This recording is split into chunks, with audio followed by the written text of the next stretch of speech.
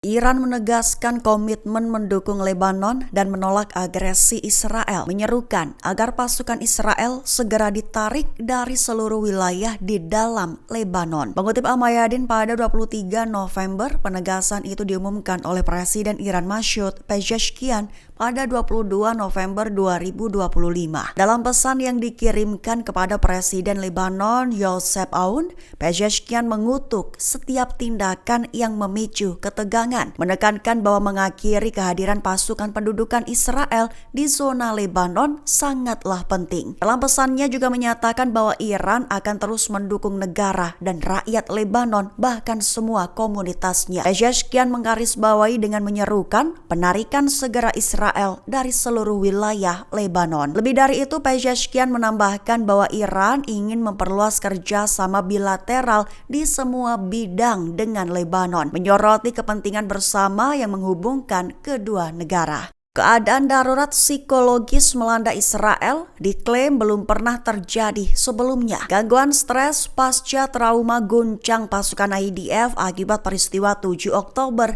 dan perang jalur Gaza. Mengutip Kabarni pada 23 November, kabar ini menurut laporan sumber utama Yediot Ahronot pada 22 November 2025.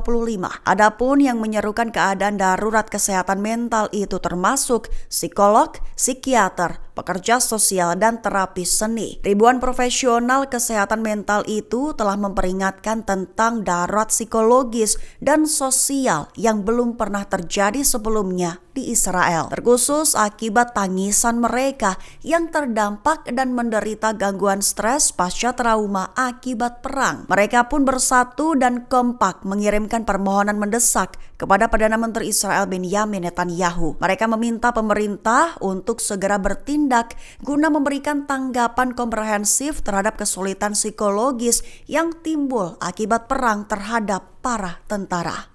Hamas mengeluarkan ancaman akan mengakhiri gencatan senjata di Gaza. Buntut serangan udara Israel di selatan jalur Gaza menewaskan 5 pejabat senior Hamas. Mengutip The Times of Israel pada 23 November, ancaman itu dikeluarkan Hamas pada Sabtu 22 November 2025. Perlu digarisbawahi terlebih dahulu, serangan dan bentrokan pada Sabtu kemarin menandai 1 hari paling mematikan di Gaza sejak gencatan senjata. Lantaran baik Israel maupun Hamas menuduh pihak lain melanggar ketentuannya, di mana akibat serangan itu total 21 orang tewas, dan menurut kantor Perdana Menteri Benjamin Netanyahu, jumlah itu termasuk 5 pejabat senior Hamas yang tewas. Menurut seorang pejabat Israel, target satu di antara serangan adalah Ala Hadidi, kepala pasokan di markas besar produksi senjata Hamas. Sementara keempat pejabat Hamas lainnya yang disebutkan PMO tewas dalam serangan itu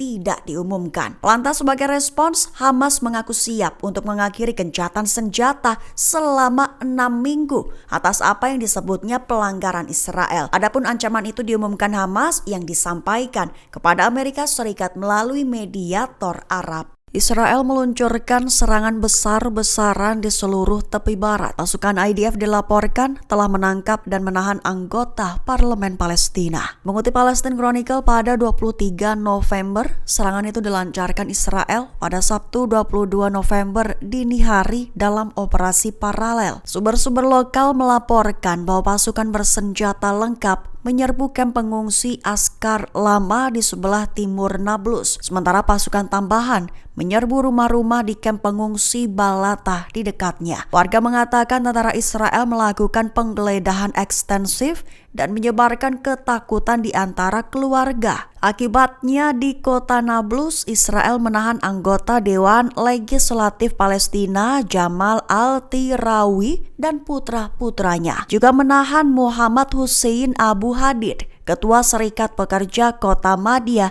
di Al-Khalil dan mantan tahanan.